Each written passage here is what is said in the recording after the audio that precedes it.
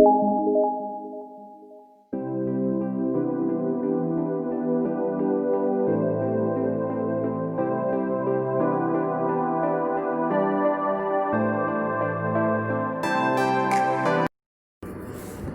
casting a knowing look at the internal jugular vein and sometimes external jugular vein, both of which drain via the superior vena cava into the right atrium, we are using its features to estimate central venous pressure or CVP.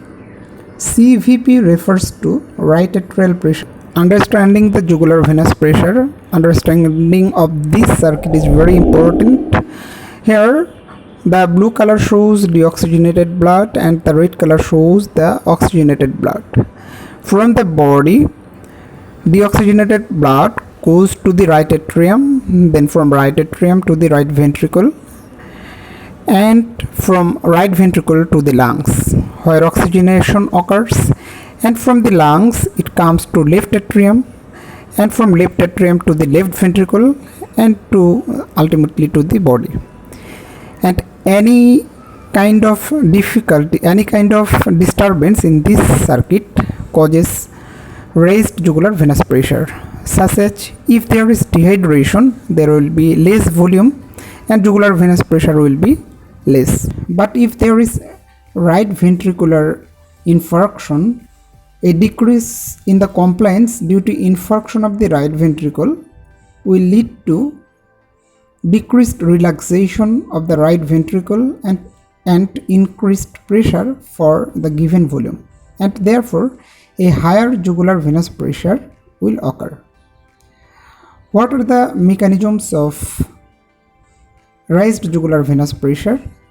The mechanism are, according to the conditions, the common causes of raised jugular venous pressure are heart failure, volume overload, cardiac tamponade, pericardial effusion, and pulmonary hypertension. And in case of volume overload, the ventricular function cannot manage excess intravascular volume indefinitely. Eventually, overload will lead to increased ventricular end systolic and end diastolic volume and pressure, which in turn backs up through the atrium and transmitted into the jugular veins, either directly from the right-sided dysfunction or via the lungs in the left heart failure. In case of right ventricular systolic failure, decreased right ventricular output leads to increased end systolic pressure, which is transmitted back to cause increased right atrial pressure.